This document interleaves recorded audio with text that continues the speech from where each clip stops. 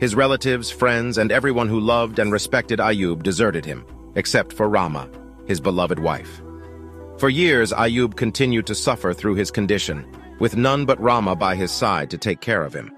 They had no money and no income, so his wife took up a job to provide for him. But the people of the city did not allow Rama to work for long, for they feared that she would afflict them with the same illness as her husband.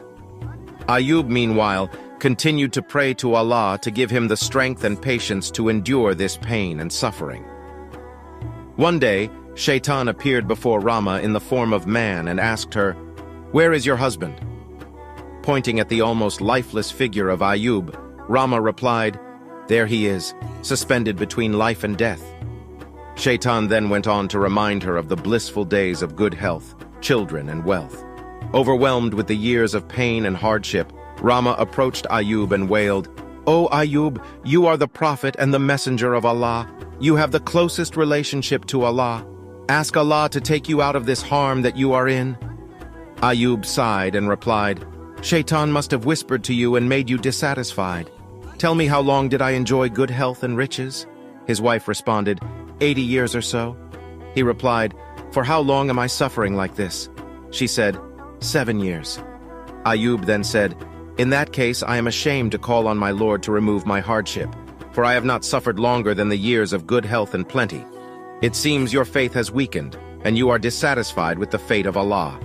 If I ever regain health, I swear I will punish you with 100 strokes. From this day onward, I forbid myself to eat or drink anything by your hand.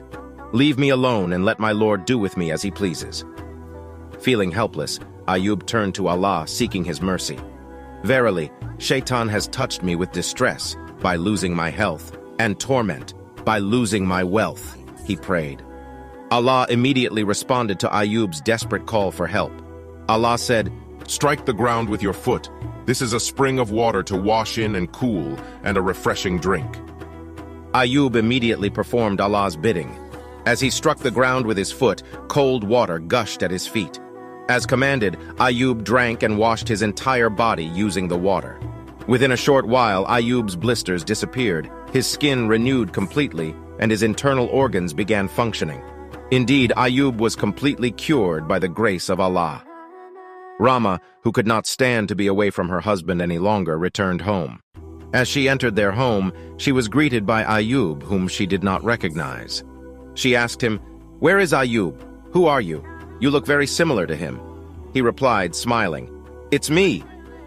Overjoyed, she immediately embraced him and thanked Allah for his mercy. Ayyub remembered his promise to punish his wife with 100 strokes once he regained his health. He did not want to hurt his beloved wife, nor did he want to break his oath to Allah. So Allah, the Most Wise, instructed Ayyub, "Take in your hand a bundle of thin grass and strike therewith your wife, and break not your oath."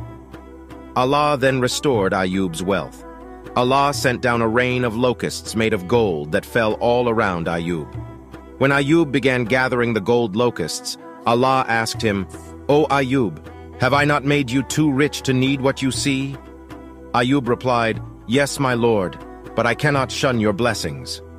Ayyub and Rama were also given back their family.